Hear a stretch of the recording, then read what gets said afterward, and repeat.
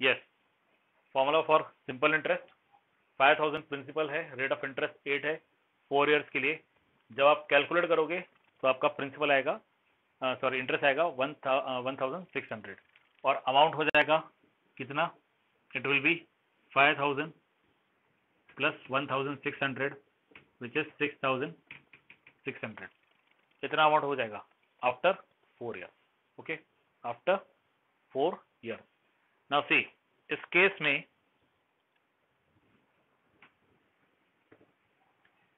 Case में होगा क्या,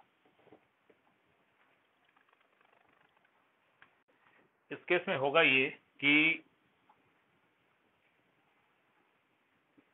पहला साल है at the end of first year, at the end of second year, at the end of third year, at the end of fourth year. Okay, year end principal कितना है, rate of interest कितना है, ठीक है, और interest कितना मिला, amount कितना हुआ, ठीक है, ये होगा। यस,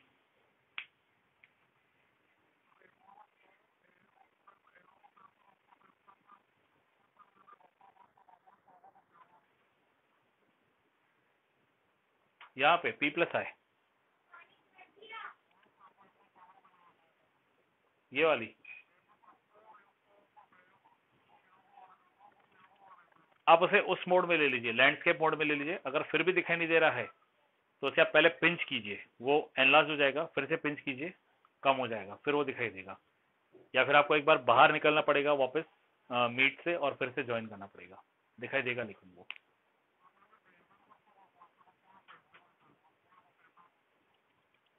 नहीं, होना तो नहीं चाहिए,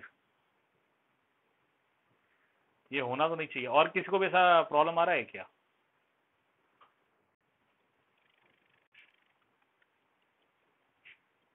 क्योंकि यहाँ पे तो बच्चे लिख रहे हैं इट इज विजिबल। अच्छा, किसको प्रॉब्लम आ रहा है? आप मोबाइल को इस फॉर्म में ले लीजिए please, take the mobile in this way.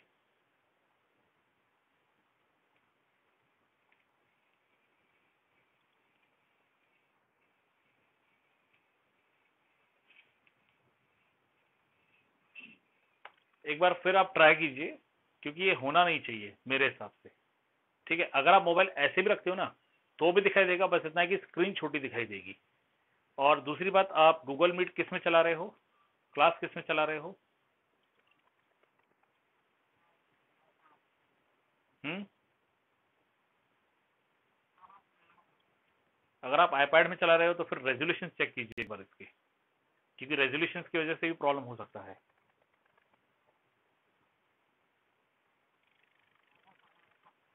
Resolution के हिसाब से भी हो सकता है, ठीक है, क्योंकि ये प्रॉब्लम होना नहीं चाहिए। ओके, अब देखिए प्रिंसिपल हमने 5000 लिया था, ठीक है, रेट ऑफ इंटरेस्ट 8% है, तो इंटरेस्ट जो पहले साल में मिलेगा वो 400 मिलेगा, मतलब ये 5400 हो जाएगा। अगले साल के लिए भी सिंपल इंटरेस्ट के केस में प्रिंसिपल 5000 होगा, अगले साल में भी 5000 होगा, अगले साल में भी 5000 होगा। और सब जगह पे रेट ऑफ इंटरेस्ट हम सेम ही रखते हैं, 8%, 8%, 8%, ठीक है। और यहाँ पे इंटरेस्ट हर साल आपको कितना मिलेगा, 400, 400 एंड 400 हर साल। Every year you will get same rate of interest, और हर साल आपको जो अमाउंट होगा, अब अमाउंट यहाँ पे 5800 हो जाएगा क्योंकि पिछले साल का भी है, यहाँ पे हो जाएगा 6200, और यहाँ पे फाइनली हो जाएगा 6600। इस तरह से होगा। अब इस केस में होता क्या है, every time the interest is same 400 and it is charged on 5000 only. Okay, it is charged on 5000 only. तो ये जो कॉन्सेप्ट था, ये कॉन्सेप्ट था सिंपल इंटरेस्ट। सिंपल इंटरेस्ट के केस में हमेशा जो इंटरेस्ट है it is charged on principal, initial principal only. जो इनिशियल प्रिंसिपल था ना उसी पे चार्ज हुआ है। कंपाउंड इंटरेस्ट में ऐसा नहीं होगा। In case of compound interest क्या होगा, okay, in compound interest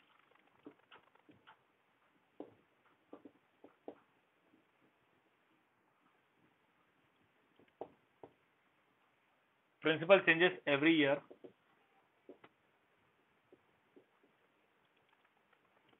every year से अच्छा एवरी पीरियड कहेंगे। Principal changes every period and the amount at the end of period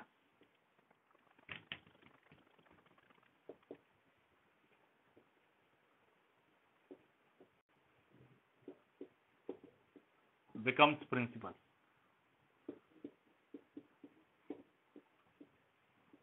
for next period.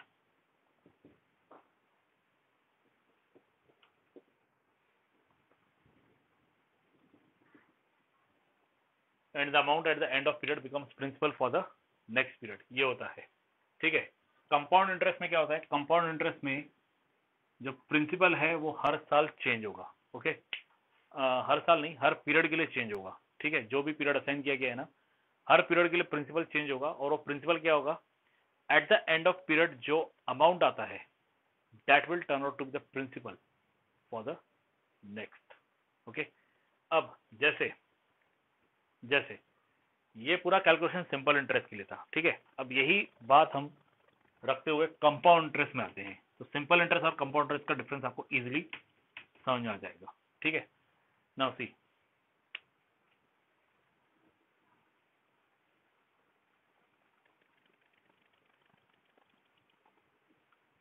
Year, ठीक है, period, sorry principal, then rate of interest,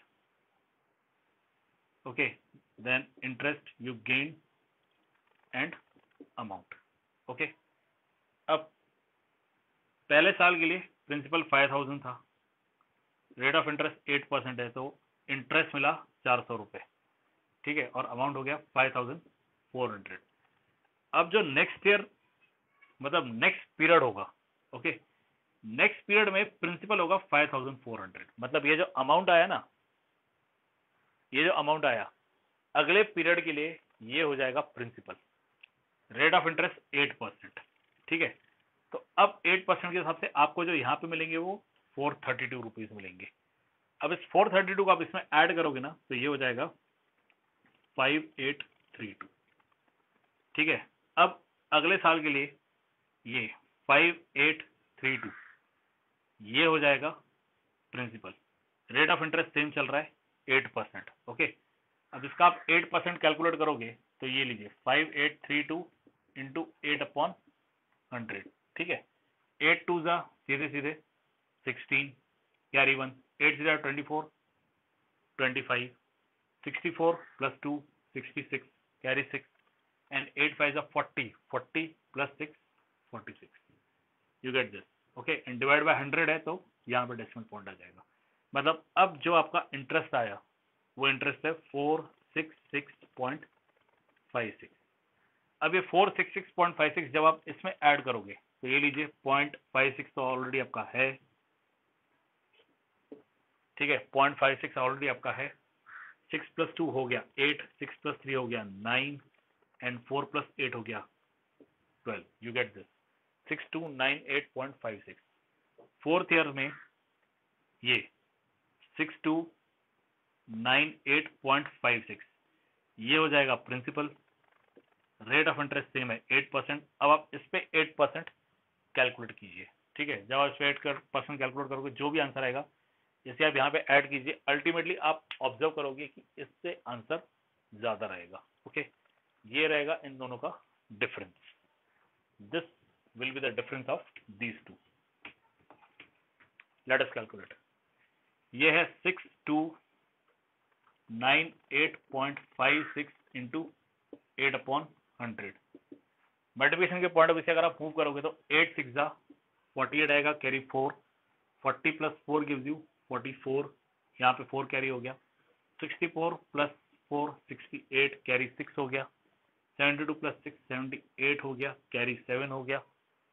16 + 7 23 हो गया, carry 2, okay. And ये हो गया 48 + 2 गिव्स यू 50। 1 2 यहाँ पे है डेसिमल और ये 2 और, टोटल 4, 1 2 3 4। इसे राउंड ऑफ करेंगे तो ये 503.88 कंसिडर कर सकते हो, ओके। मतलब ये हो गया 503.88। अब ये इसमें अगर आप ऐड करोगे तो 8 + 6 14, carry 1, 8 + 6 again 14, carry 1, 8 and 1 9 and 3 12, carry 1, 9 and 1 10 carry 1, 2 and 1 3 and 5 8 and you get this। ठीक है, तो इतना हो गया amount at the end of 4 year. ये है कंपाउंड इंटरेस्ट, सॉरी ये है अमाउंट, ये है अमाउंट। अब इन दोनों टेबल्स को ध्यान से देखिए। ओके, हाँ भव्य कहिए क्या डाउट है?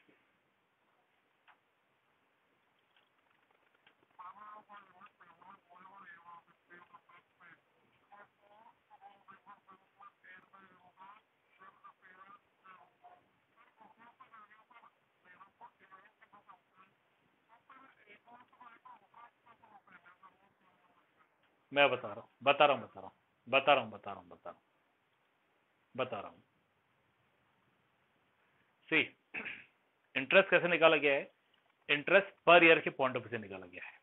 ठीक है, इंटरेस्ट जो है वो पर ईयर के पॉइंट ऑफ व्यू से निकाला गया है। ये जो आ रहा है ना, ये अमाउंट है। ठीक है, अब जिस फॉर्मूले की आप बात कर रहे हो, मैंने अभी तक वो फॉर्मूला यूज ही नहीं किया है। I have not use that formula at all. Okay, यहाँ जो अमाउंट आ रहा है 4 साल के बाद वो है 6802.44, ये अमाउंट है। ठीक है, और कंपाउंड इंटरेस्ट जो आएगा it will be amount minus principal. Amount ये है और प्रिंसिपल ये काउंट होगा, तो आपका अमाउंट होगा 1802.44।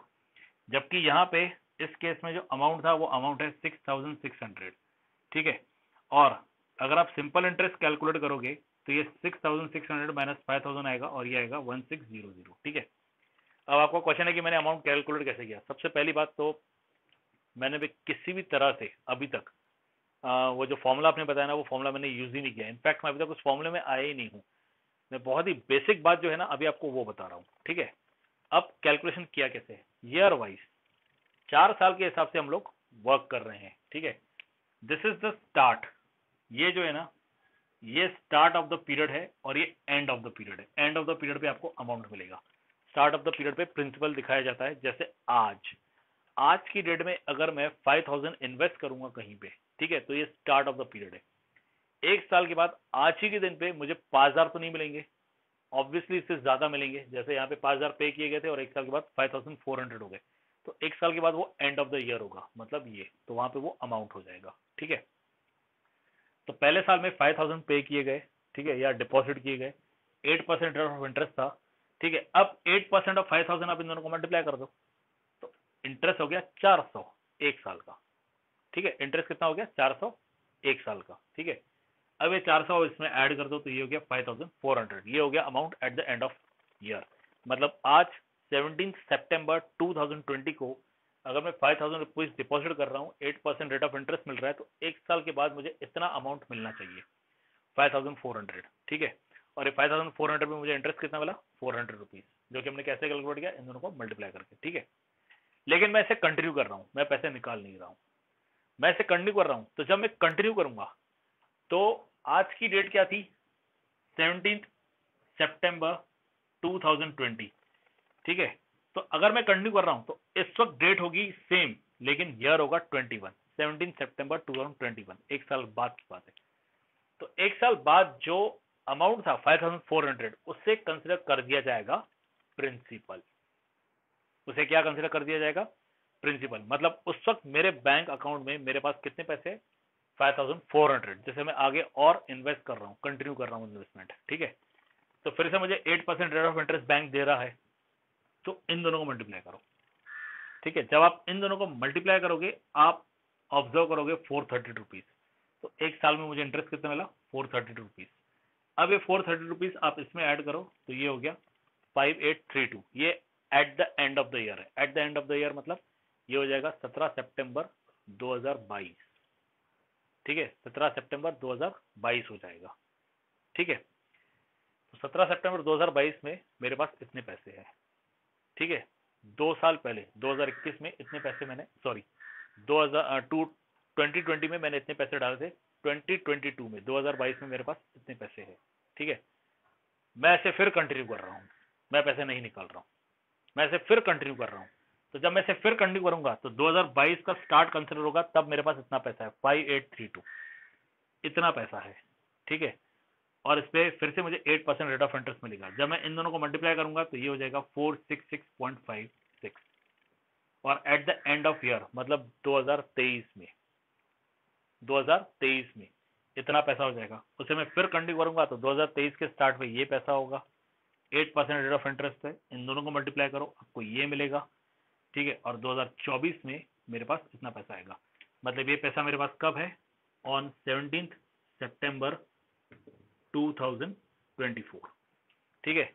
इन्वेस्टमेंट 4 साल पहले किया था मैंने, 17 सितंबर 2020 को इन्वेस्टमेंट किया था। पहले साल में इतना इंटरेस्ट मिला, अगले साल में ये वाला प्रिंसिपल, पहले साल में इतना अमाउंट बना, अगले साल के लिए ये वाला अमाउंट प्रिंसिपल काउंट हो जाएगा। तो उसके बाद इतना अमाउंट हुआ, इसके अगले साल में ये अमाउंट को प्रिंसिपल काउंट कर दिया जाएगा, तो इतना अमाउंट हुआ, और अगले साल में इस अमाउंट को प्रिंसिपल काउंट कर दिया जाएगा, तो 4 साल बाद मेरा इतना अमाउंट हो गया। तो अमाउंट हो गया 6,802 रुपए 44 पैसे, ठीक है। और इसके हिसाब से मेरा इंटरेस्ट हुआ 1,802 रुपए 44 पैसे, ठीक है, 1,802 रुपीज 44 पैसे। इसे पढ़िए, इसमें दिया in compound interest principal changes every period. हमने यहाँ पे पीरियड को 1 साल कंसिडर किया है, देखिए प्रिंसिपल चेंज हो रहा है, ठीक है। क्या लिखा है, प्रिंसिपल चेंजेस एवरी पीरियड। पहले साल के लिए प्रिंसिपल 5,000 था, अगले साल के प्रिंसिपल 5,400 आया, अगले साल के लिए प्रिंसिपल 5,832 आया, उसके अगले साल के लिए प्रिंसिपल 6,298.56 आया, ठीक है। प्रिंसिपल चेंज हो रहा है, ठीक है। और प्रिंसिपल चेंज अपने हिसाब से नहीं होगा, उसका भी एक पैटर्न है, और वो पैटर्न क्या है, and the amount at the end of the period. End of the period, यहां पे पीरियड हमने ईयर लिया है, at the end of the year जो अमाउंट होगा becomes principal for the next period, वो अमाउंट अगले साल के लिए प्रिंसिपल बनेगा। तो पहले साल के लिए प्रिंसिपल ये था, eight the end of the day amount हो गया 5,400। अब ये 5,400 अगले साल के लिए प्रिंसिपल बनेगा, फिर जो अमाउंट आएगा वो अगले साल के लिए प्रिंसिपल बनेगा, फिर जो अमाउंट आएगा वो अगले साल के लिए प्रिंसिपल बनेगा, ओके। ये होता है कंपाउंड इंटरेस्ट, ठीक है, ये होता है कंपाउंड इंटरेस्ट। सिंपल इंटरेस्ट में ऐसा नहीं होता है, सिंपल इंटरेस्ट में हर साल के लिए जो प्रिंसिपल है वो सेम रहेगा। यहाँ क्या है, प्रिंसिपल चेंजेस एवरी पीरियड, लेकिन यहाँ ऐसा नहीं होगा। सिंपल इंटरेस्ट के केस में principal throughout the same रहेगा, ठीक है, और हर साल आपको एक जितना ही इंटरेस्ट मिलेगा। इसमें इंटरेस्ट भी चेंज हो रहा है, ठीक है, लेकिन इसमें इंटरेस्ट बिल्कुल चेंज नहीं होगा। ये है basic difference between simple interest and compound interest, ठीक है। सिंपल इंटरेस्ट में हर पीरियड के लिए, हर ईयर के लिए प्रिंसिपल सेम रहेगा, ठीक है, और जो इंटरेस्ट मिलेगा वो भी सेम रहेगा अगर रेट ऑफ इंटरेस्ट हर साल सेम है तो, ठीक है, ओके। और इस केस में ऐसा नहीं होगा, इस केस में रेट ऑफ इंटरेस्ट सेम है, प्रिंसिपल चेंज होते रहेगा, जो अमाउंट आएगा वो अगले साल के लिए प्रिंसिपल होगा, जो अमाउंट आएगा वो अगले साल के लिए प्रिंसिपल होगा, ओके। यस, इन दोनों में अब कोई डाउट है तो पूछो।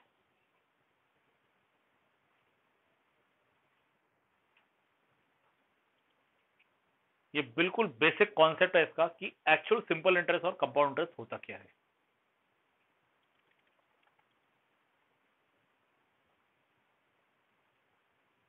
पहले कॉन्सेप्ट समझ लो, प्रॉब्लम सॉल्विंग तो पूरा फॉर्मूला बेस्ड है और कुछ भी नहीं है। प्रॉब्लम तो हो जाएंगे सॉल्व, कोई बड़ी बात नहीं है। फॉर्मूला लगाया, सही वैल्यूज पुटअप किए, सही कैलकुलेशन किया, प्रॉब्लम सॉल्व हो जाएगा, नो इश्यू। क्वेश्चन है कॉन्सेप्ट। यदि कोई डाउट है तो पूछिए। भव्य हैव डाउट, हाँ भव्य बोलो, क्या डाउट है।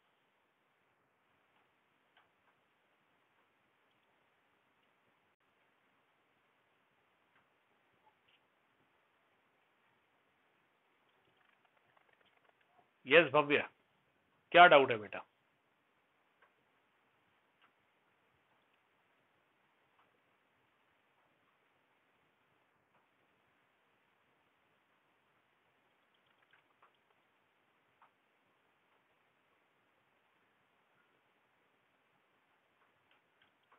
तो अभी किसी ने लिखा था कि भव्य को डाउट है।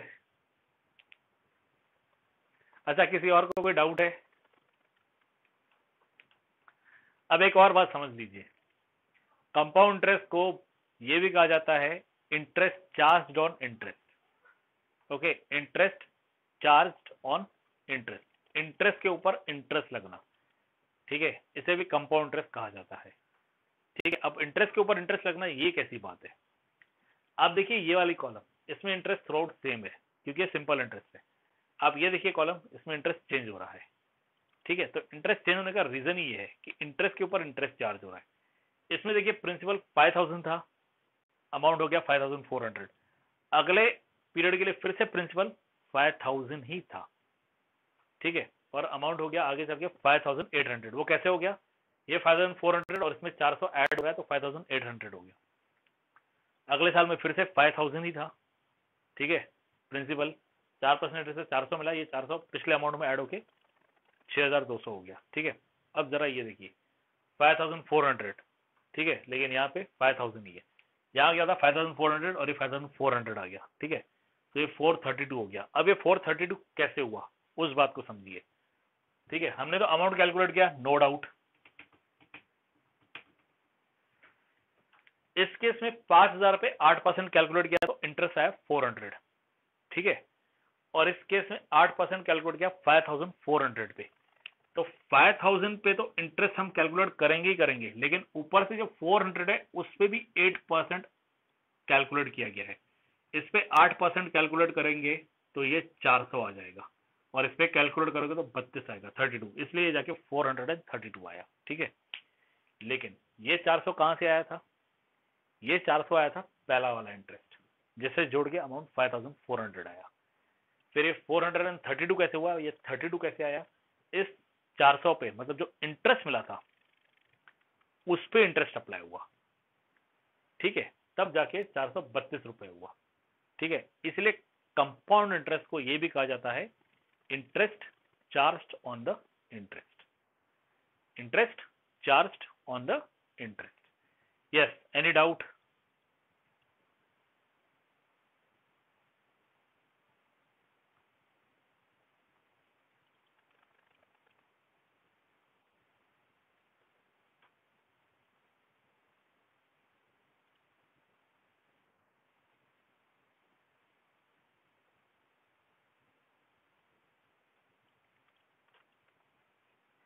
ओके, तो ये हो गई बात आपके सिंपल इंटरेस्ट और कंपाउंड इंटरेस्ट की। ओके, यदि अभी भी कोई डाउट है तो आप पूछ सकते हो। Okay, if you have any doubt you can ask. Okay, clear? Basic difference यही है कि सिंपल इंटरेस्ट के केस में जो प्रिंसिपल दिया है, चाहे कितने भी पीरियड के लिए आप रखो, वो प्रिंसिपल हर पीरियड के लिए सेम काउंट होगा। ठीक है, कंपाउंड इंटरेस्ट में ऐसा नहीं होगा। कंपाउंड इंटरेस्ट में जो प्रिंसिपल है, आप जब कंपाउंड इंटरेस्ट के पॉइंट ऑफ जाते हो तो प्रिंसिपल एवरी पीरियड, अब वो पीरियड में वर्ड की यूज कर रहा हूँ क्योंकि कंपाउंड इंटरेस्ट के केस में हो सकता है पीरियड 1 साल हो सकता है हाफ ईयरली भी हो सकता है क्वार्टरली भी हो।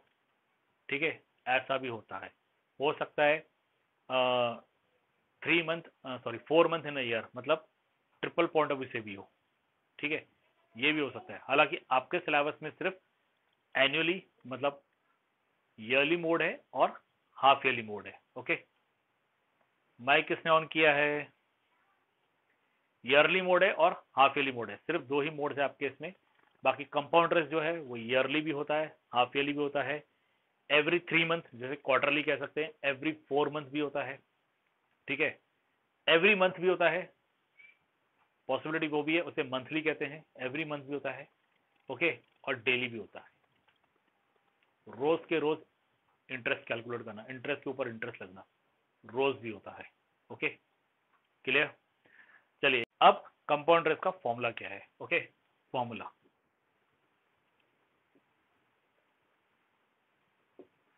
ठीक है, amount it is equal to P bracket 1 plus R upon 100 raise to N.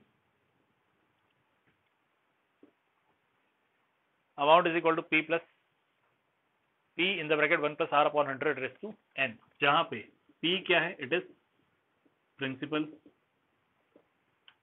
Are is rate of interest,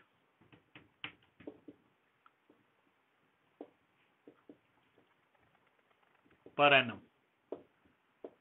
annum का मतलब एक साल रहता है, ठीक है। P A means per annum, per annum मतलब एक साल रहता है, पर एनम, ठीक है। N, n is the number of year या period, n is the period, या यहाँ पे नंबर ऑफ ईयर्स भी आप लिख सकते हो, ठीक है।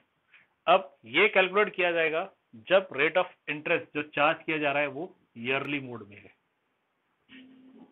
जब ये ईयरली मोड में है, ठीक है। ओके, नाउ सी, ये हमारा आंसर आ रहा था। अगर आप इस फॉर्मूले में वैल्यूज पुटअप करोगे ना, आपका सीधे सीधे यही आंसर आएगा, ठीक है। अब देखिए, प्रिंसिपल हमने उस केस में क्या लिया है, 5000, ठीक है। 1 प्लस रेट ऑफ इंटरेस्ट 8 था, तो 8/100, और हमने कैलकुलेशन किया था 4 ईयर्स के लिए। अब अगर आप ये कैलकुलेशन करोगे ना, आपको सीधे सीधे ये आंसर आ जाएगा, okay. You get 5000, okay. This is 1 plus 0.08 raised to 4 means 5000 1.08 raised to 4, ये कैलकुलेशन। अब आप घर पे ये कैलकुलेशन कीजिएगा, ठीक है। You will get ultimately this answer, आपको सीधे सीधे यही आंसर आएगा, एंड इट इज 6802.44। हाँ भव्य, कहिए।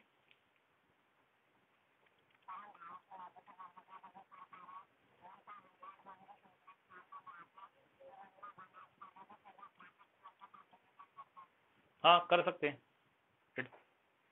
वो भी पॉसिबल है।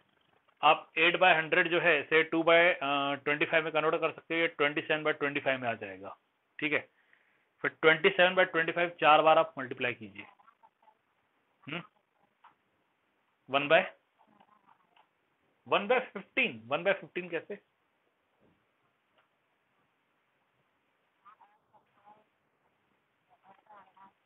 8,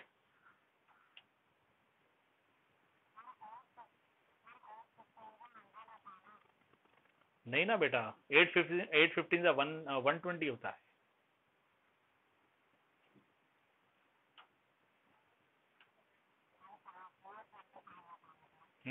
2/25 आएगा बेटा, ये 2/25 आएगा, क्रॉस मल्टीप्लिकेशन का 27/25 हो जाएगा, ठीक है।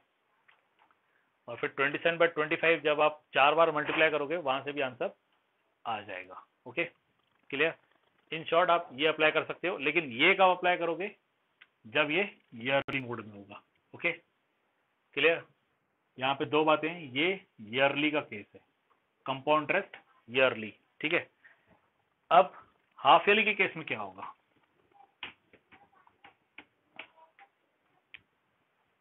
हाफ ईयरली, हाफ ईयरली मतलब जो रेट ऑफ इंटरेस्ट है वो तो ईयर के पॉइंट ऑफ व्यू से दिया रहेगा, बट कंपाउंड इंटरेस्ट जो चार्ज होता है वो half yearly point of view से चार्ज होता है।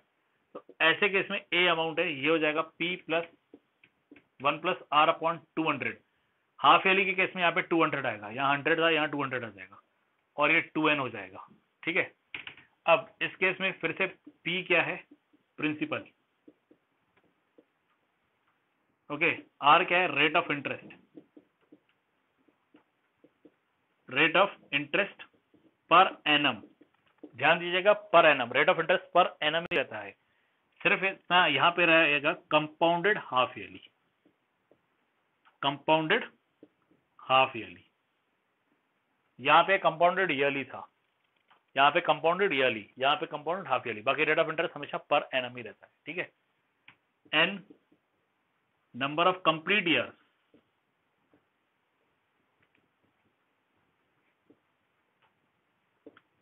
therefore 2n number of half years,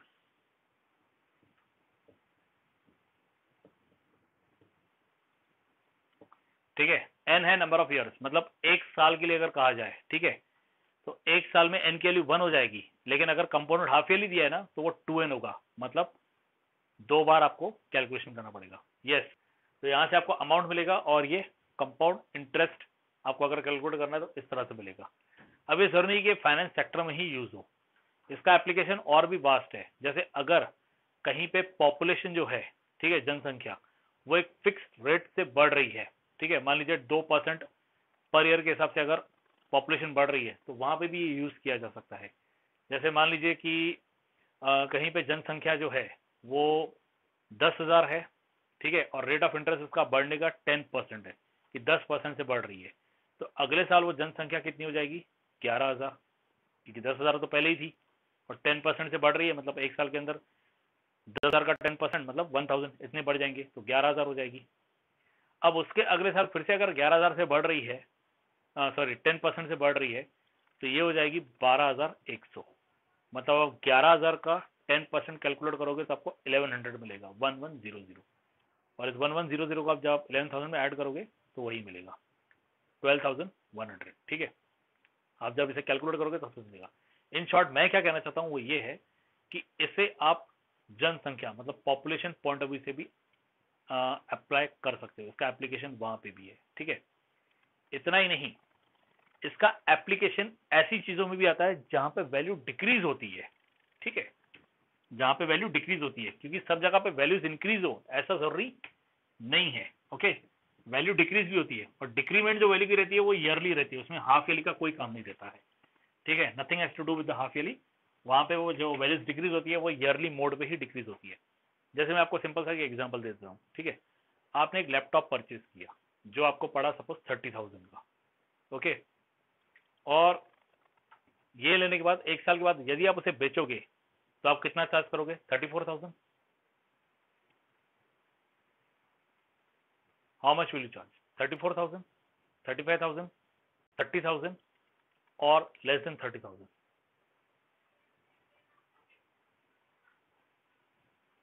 एक लैपटॉप जैसे आपने एक साल यूज किया है तो एक साल के बाद यदि आप उसे बेच रहे हो तो आप कितना चार्ज करोगे? 30,000 में आपने लिया था, आप 30,000 से ज्यादा चार्ज करोगे या 30,000 से कम चार्ज करोगे? ऑब्वियस, बट आप 30,000 से कम चार्ज करोगे, ठीक है। और ये बात सिर्फ लैपटॉप की नहीं है, laptop, mobile, car, cycle, bike, जो भी है आप उसे कम चार्ज करोगे भी, ठीक है। यहीं पे अगर प्लॉट या घर रहता तो फिर वो ज्यादा चार्ज करते आप, ठीक है, क्लियर। लेकिन इस चीज को आप कम चार्ज करोगे, ठीक है, ओके। तो ये होता है डेप्रिसिएशन। डेप्रिसिएशन का मतलब रहता है वो जिसमें वैल्यू कम हो जाती है। तो डेप्रिसिएशन में यही फॉर्मूला होगा, सिर्फ ये प्लस की जगह पे क्या होगा? Minus. And this is the formula for depreciation, this is the formula for depreciation. Depreciation का सीधा सीधा अर्थ ये है कि ऐसी चीजें जिनकी वैल्यू कम हो जाती है, चीजें नहीं, जहां पे वैल्यू कम हो जाती है, ओके। जैसे लैपटॉप हो गया, मोबाइल हो गई, कार हो गई, कोई भी व्हीकल आप कंसिडर करो वो हो गई, ठीक है। ऐसी चीज जिसकी अल्टीमेटली वैल्यू कम ही होने वाली है, ठीक है, वहां पे होता है डेप्रिसिएशन। और वहां पे यही फॉर्मूला होगा, सिर्फ ये प्लस यहाँ पे क्या हो जाएगा? माइनस हो जाएगा, ओके। Yes, any doubt?